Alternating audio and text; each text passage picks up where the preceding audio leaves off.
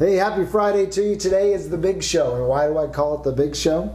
Friday topics will take you Friday, Saturday, Sunday, propel you forward into the coming week. They're big ideas. They're big ideas. So that's, the big show. Today's topic, I've only got 2 words for you, and those words, quit complaining. All right? Quit complaining. Not you, of course. Parents, always positive, right? Nothing to complain about. It's the kids. Why are you whining about so much work to do at school? You're bored, whatever it is. What's up with all the complaints? Quit whining. Take action. That's the other half. Quit complaining. Take action.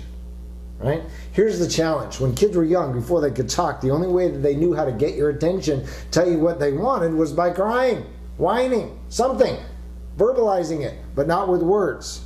The trouble is that over time, kids don't just naturally acquire the skills to be able to take action and be able to tell you in positive ways what they need. And as a consequence to that, they continue to whine and complain. Maybe you even see this in adults. They never really develop the skills needed in order to take action to change what it is they're upset about. So this is a wonderful opportunity for you to teach your kids that skill, so they don't become complaining, whining adults, right?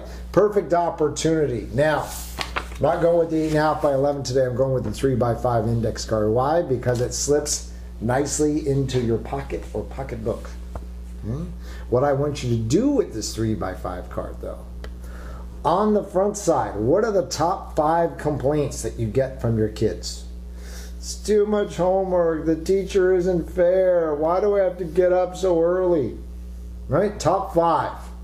All I want you to do is keep this card with you over the next week.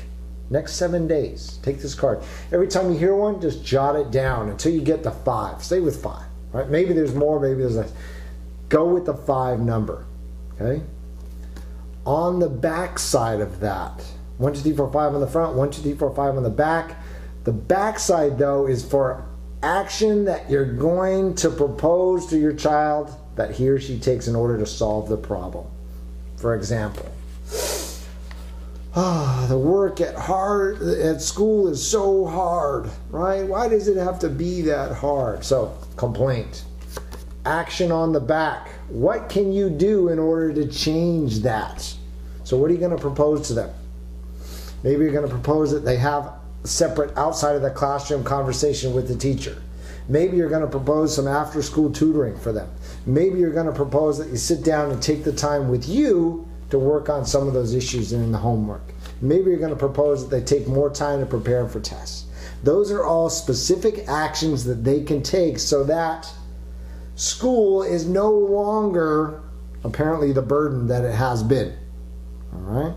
So my encouragement again to you, 1, 2, 3, 4, 5, what are the typical complaints that you get? And then on the back, proposed actions, things that you are going to suggest to your child. So the next time you hear the complaint, it's, here's an action that you can try.